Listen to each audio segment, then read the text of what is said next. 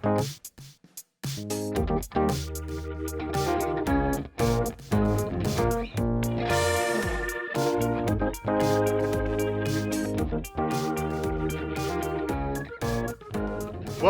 to Trending in Education. Mike Palmer here. Always happy to have a return engagement. And this is a return engagement with some good news and some exciting developments on the social emotional learning front. We're going to get to all that through the course of our conversation. But to begin, I'd like to welcome David Adams back to the show. David, welcome back to Trending in Education.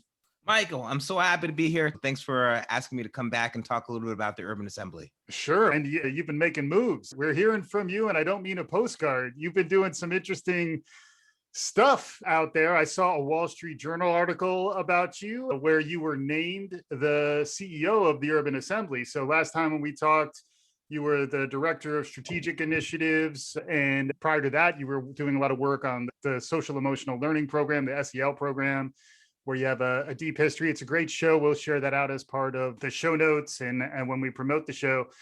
But first off, if folks don't know you or they don't know the Urban Assembly, can you give them a short version of who you are and what the UA is?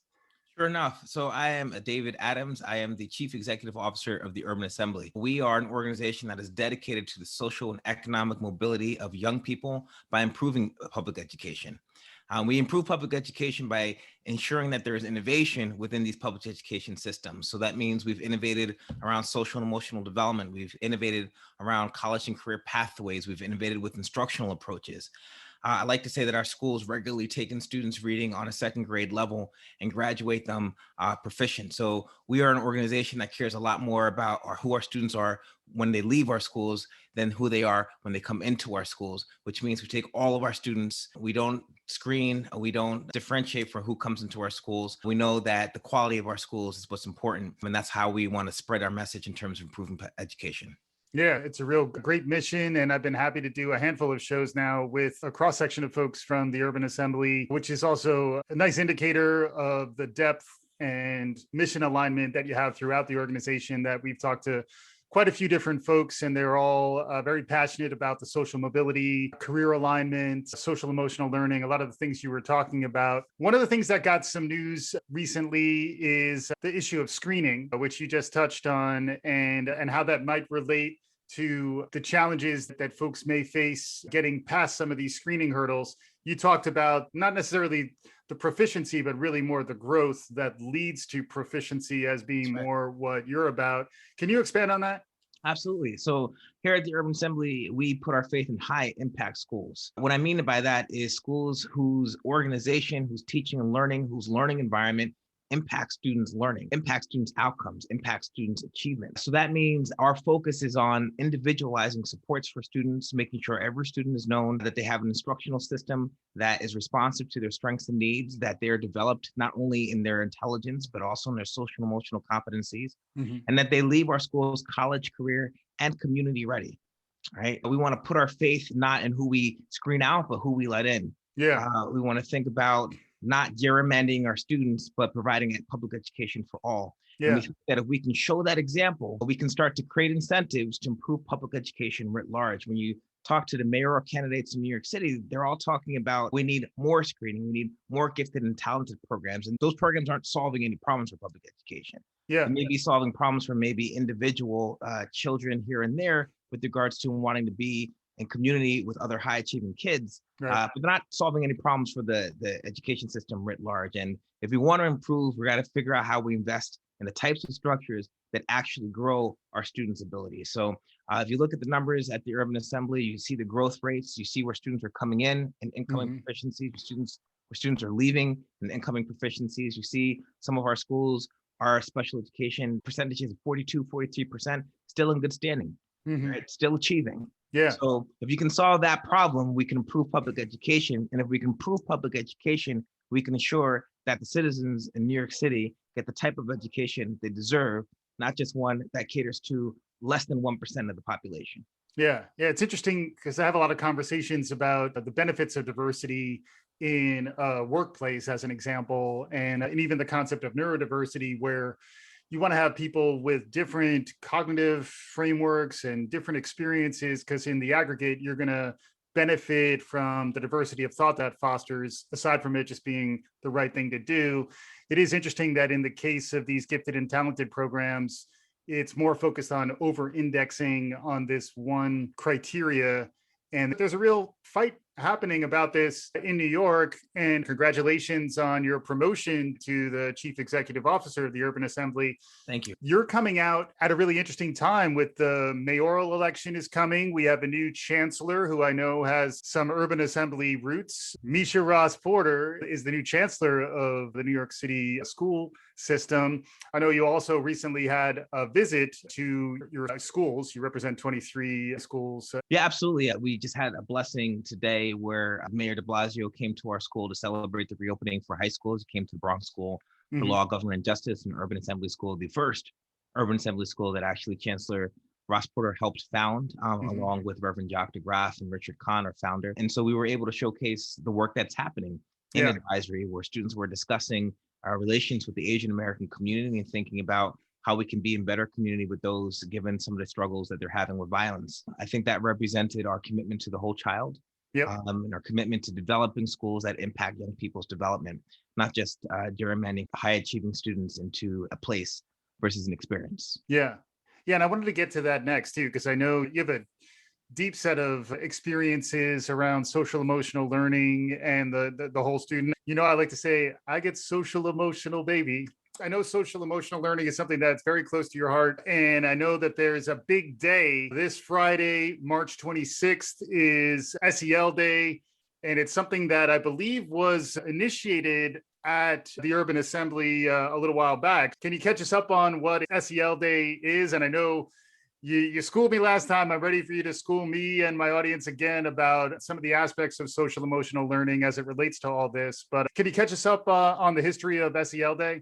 Absolutely. So SEL Day started last year, March 2020, when we wanted to come up with one day to showcase, promote, advocate, and support for social emotional learning across the world. Last year, in the midst of the pandemic, we reached 2 million people with SEL Day. We had 2 states to create proclamations to talk about the importance of social and emotional learning. We had over 500 organizations show up and sign up to support social and emotional learning this year. And before Social Emotional Learning Day has even come, we've already impacted 2.6 million people. We've had Pennsylvania declare SEL Day, New Jersey, Connecticut, the House of Representatives read by Representative Tim Ryan. We're having a congressional briefing on the 26th with Representative Ryan, Representative Clark. We are having a panel from the Aspen Commission talking about New York City's work around social and emotional learning. And we've had almost 2,500 organizations and individuals pledge to present work that they're doing on SEL Day. And this year, our theme is building bonds and reimagining community.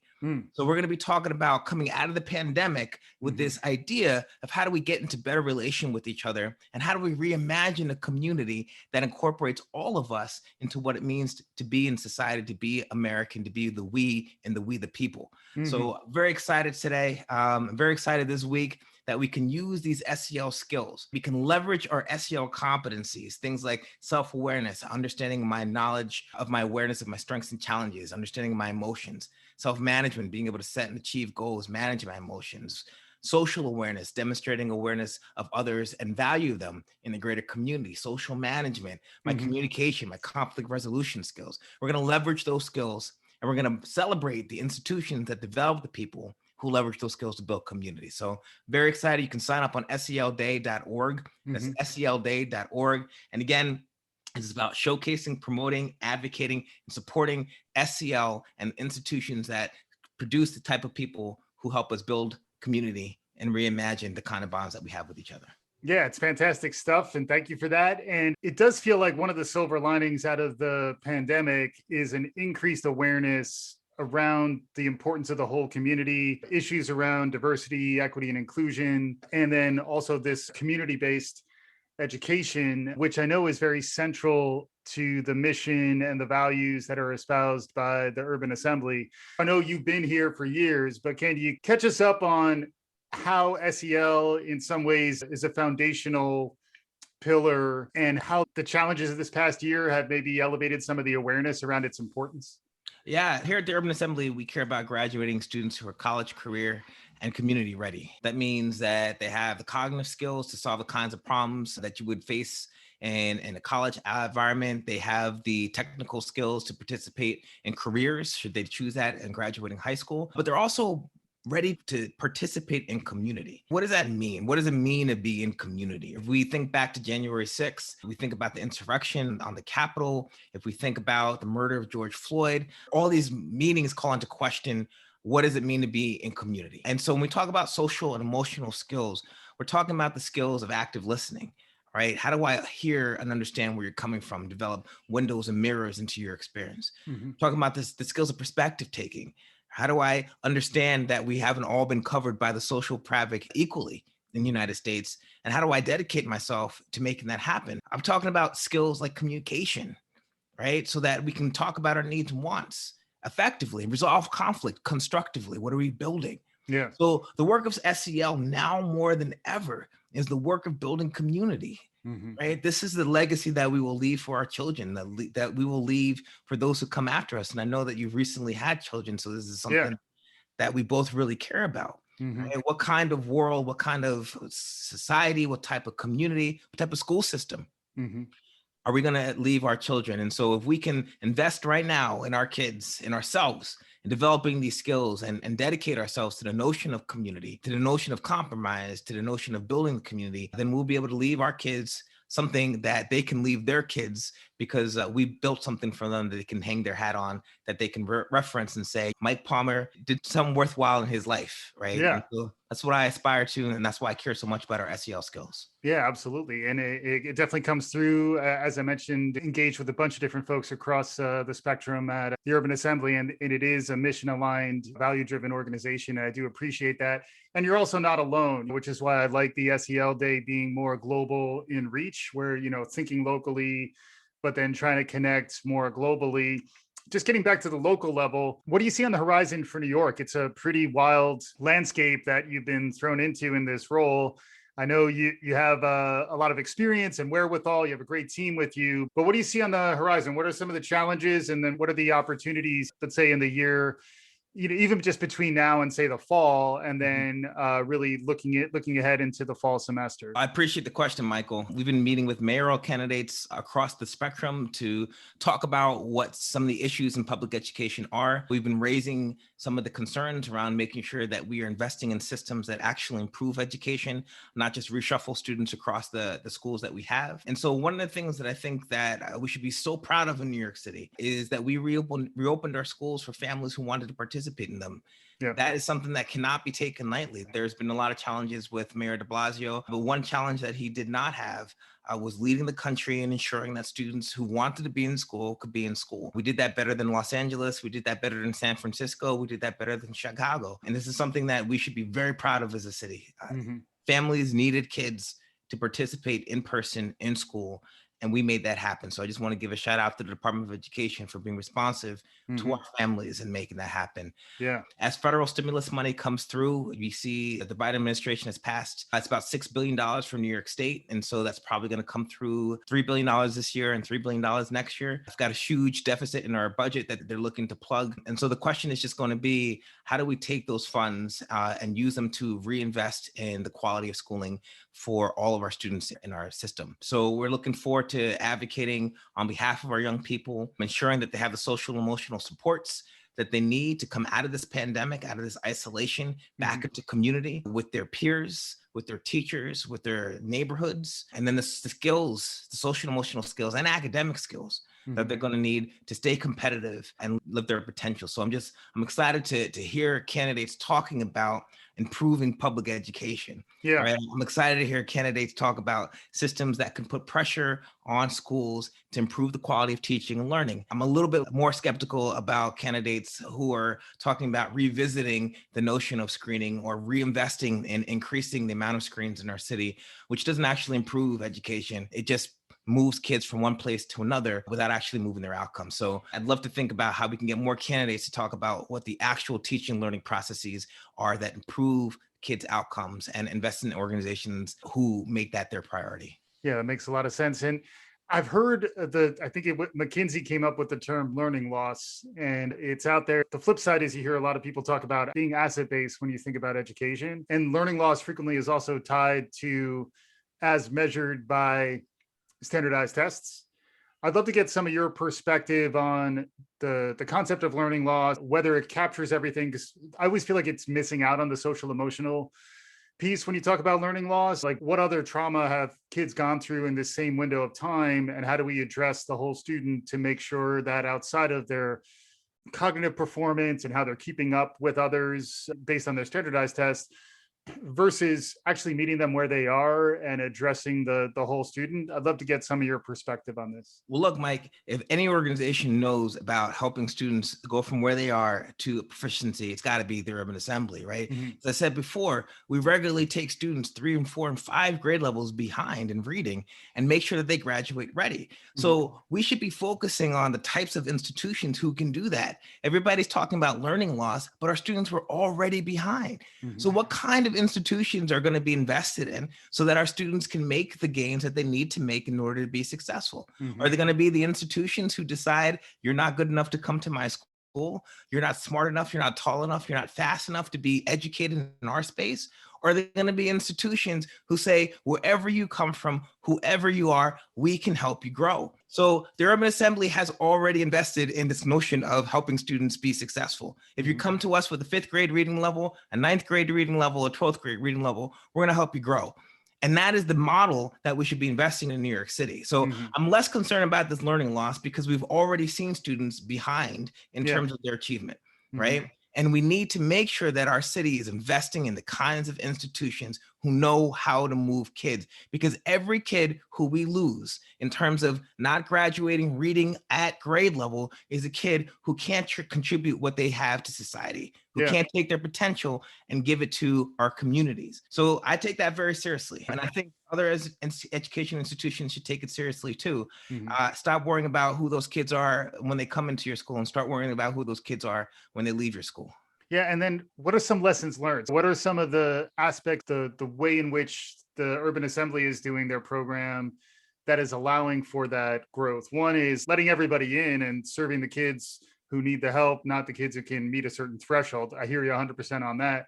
But then for the kids who need the help, are there tactics? Are there parts of your program that are replicable that people need to hear more about? Sure. There's a couple of things that I think that distinguish our work. The first is that we ensure that students have good feedback in terms of their incoming proficiencies, right? So we give students feedback around how they're reading, what they're doing in their math, and that speaks to their social emotional competency. So I'm aware of my strengths and challenges. Students who are aware of their strengths and challenges are empowered to develop their own supports and so that they can be successful. The second thing is students need to be talking in classrooms. All right, students need to be interacting with each other in classrooms. And when students interact with each other, when they interact with the material, when they ask questions of each other, and when they ask questions of the material, they develop a sense of efficacy. I can do this. That Mhm. gives them the strength to push through some of those learning frustrations and get out on the other side a stronger reader, a stronger thinker, more prepared to contribute their talents to society. Mhm. So I think we just need to think about how we are organizing our thinking in our Mhm. classrooms, our speaking in our classrooms, our assessments and feedback, so Mhm. that our students understand this is where you need to be, this is where you are, and our teachers are willing to help you get there. All right. We've had students, and when we're talking to mayoral candidates, students were high performing, students who needed supports. Each one of those students said, I know that my teacher knows my strengths and challenges. My teacher can tell me where my areas of opportunities are, and they can tell me where I can develop. Our students are the same way. I know where my areas of weakness are. I know where my areas of strength are. Mhm. And if we invest in these kinds of strategies, rather than just talking about pacing, and I just need to increase my pace because that is what the curriculum says, Right. then we're going to make sure that our students are keeping up. We're going to make sure that our students are graduating college, career, and community ready and are ready to contribute their talents to our society. Yeah, makes sense. And then how about the career readiness component too? Because that was another theme that I hear a lot about on this show is the importance of relevance. Why am I learning this? Which was always a kid in the back of the class growing up. Why do I need to learn this? Increasingly, I think we're realizing that is an important question to be answered, and that frequently it's a question that was avoided. I know it's very central to the philosophy that you espouse at the UA. Can you talk about the importance of relevance and career alignment? Absolutely. One of the key defining features of an urban assembly schools is the partnerships that we establish with industries and other organizational partners. All of our schools have themes: the Urban Assembly School for Media Studies, the Urban Assembly School for Law, Government, and Justice, the Urban Assembly School for the Performing Arts. And this does two things. One, it invests the industry into the education space, right? So that we recognize that these things are not separate, that these are intertwined. The kinds of workers that are being graduated from our schools, just like the kind of citizens that are being graduated with our schools, it matters to our society, it matters to our community. It's not somebody else's problem. So let's invest our industry into our schools with themes that allow our industry professionals to see themselves in what our schools are trying to accomplish. And that's the first thing we talk about, career ready. And the second thing is, let's invest our students into these ideas of jobs that put them on career level pathways. Right? That means students are doing certifications, they are graduating. Our School for Emergency Management just did an amazing opportunity to use planning techniques that they learned from emergency management to do an amazing memorial for the victims of COVID. Always learning about how to take these concepts and integrate them into everyday life and making it relevant for our students. So that career readiness piece is not just about tracking kids or graduating them and saying you can't go to college or you can go to college. It's about showing them how skills relate to the types of careers that are going to help them to solve the kinds of problems that we need to solve in order to move our society forward. So very proud of that career work, career pathways development. And again, it's both our industry investing in our schools and then our students recognizing the relationship between their learning and the kinds of careers that can help them solve problems. Yeah, it makes a lot of sense. So I know it's still your first month as CEO. And again, congratulations. But now we got to start asking the vision question. I know it's a crazy time to be thinking about further out in the future, but any thoughts about pandemic hopefully starts to settle down? We're starting to come back to in-person learning. Hopefully the vaccine works and everyone's starting to get back to some kind of new normal. What do you see a little bit further out on the horizon as we head into the 2020s a little bit more? Any big picture ideas, any perspective, any trends for us to keep an eye on?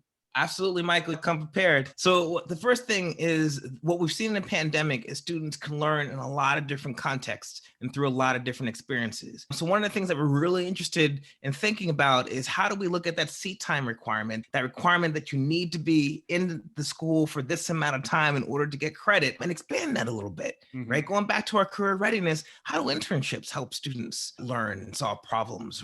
How do we flexibly organize our schools so that students can engage in more relevant learning experiences to teach them how to solve the kinds of problems that we need to solve in order to move our society forward? Look, if January 6th taught us anything, it's that having a narrow version of what it means to be educated, focusing on just what people know, is not going to do it to maintain our democracy. It's not going to do it to reinvigorate our society. We need to invest in our whole child. We need to invest in what our kids know, what they do, and who they are. And so I'm just very interested in thinking about how that seat time requirement can be flexible so our students can be learning in a lot of different contexts and also developing the types of social emotional skills, as we talked about before, and let them collaborate, solve problems, negotiate conflict, and contribute to community. Yeah, makes a lot of sense. My last question, I think, and then we'll go into the freestyle phase of the conversation. What about the role of parents? Like, it's been, in many ways, it was like the year of the parent as far as understanding and engaging in education, whether they were ready to or not. And I know some kids have problems in their homes and were confronted with new challenges when online learning surfaced. I know you represent a wide cross-section of kids who have come from a lot of different homes, and I know you're a parent yourself. How are you thinking about the role of the parent and the family in the educational pathways of the students that you serve? I appreciate the question, Michael. I'd say if we didn't realize before that education is part of an ecosystem that allows our communities to function, we got to recognize that now. And parents also belong in that ecosystem. We have decided as a society that we are going to organize ourselves in ways that contribute to the collective good through things like public service and public servants. And we need to start thinking about, now that we've seen the role that parents have played to really ground the educational processes of our young people, that this is a relationship that needs to be honored, right? That our parents need to be invited to contribute to this educational process. And I'll tell you another thing, the data looking at our challenges in terms of passing grades have taught us a lot, right? If you look at students who are doing well in the context of remote learning, it's the students who are generally doing well before. These were two-parent households with relatively high parental income or parental education level by any chance, right? The students who are struggling right now are special education students, ELL students, and students from low-income backgrounds. So what does that tell us? Those are the students who are most sensitive to the quality of teaching and learning. The students who are coming from the most challenged backgrounds are most sensitive to the quality of teaching and learning, right? So that means those are the places we need to invest in our students who are coming from our ELL homes, our students who need special education services, students who are coming from challenging backgrounds in their house, who are most responsive to the quality of teaching and learning. So if we want to improve public education, that's where we need to start. We need to invite our parents in to be partners, to honor what they bring to the table, even if we disagree with their approaches, because if it wasn't for them, we wouldn't be here today. Yeah. That's good stuff. So now you show me the vision, you show me the SEL. Now you got to bring it all to conclusion now. So we want to wrap it up, reinforce the learning or the insights, and maybe give us something to walk away with. The platform is yours. Why don't you bring it home? Man, Mike, I always appreciate being on your show. I thank you for this opportunity to be in a relationship and community with you, man. I'm happy to hear your kids are doing well as you're thinking about what their future is in New York City. So all I can say is that the future of New York City is going to be the future of our public school. And as I have conversations with folks and they ask me, David, what about my kids? I can tell you that if we invest in the quality of teaching and learning, if we invest in social emotional development, if we invest in learning environments that support young people to be successful, then our schools will be strong and our city will be strong. And I'm here with the message of that's where we need to put our money. That's where we need to put our energy. That's where we need to put our ideas, our innovation. We can do great things. We can get better. Here at the Urban Assembly, we've doubled our math proficiency rating in the last 6 years. We can get better, but we got to put our energies in the right place to do. So I think about a lot of times over in California, not there's anything wrong with California, but they got a problem with homelessness. And they refuse to build housing because everybody says, not in my backyard. And so everybody comes up with excuses for no more housing, but they're not actually solving the problem of homelessness. The fact that you got to build more housing. And I just worry that if we continue in New York City to invest in things that don't solve problems, then we're just going to be sitting around looking at all these folks on the street and saying, at least it's not my backyard, at least it's not my kid, rather than how do we solve this for all kids? And I think the Urban Assembly helps show us a path where we are investing in the kinds of solutions that help all kids learn. So that would be my takeaway message. I think we got to move from our kid to all kids. That's the promise of public education, and that's the promise I hold in my heart. Yeah. David Adams, the newly anointed CEO of the Urban Assembly, also a really sharp mind who's thinking about social emotional learning for quite some time. So I'd say don't just look at his recent work, look at his entire track record. David, very much appreciate you taking the time to be on the show today. It's been a pleasure, Michael. Thank you for having me back.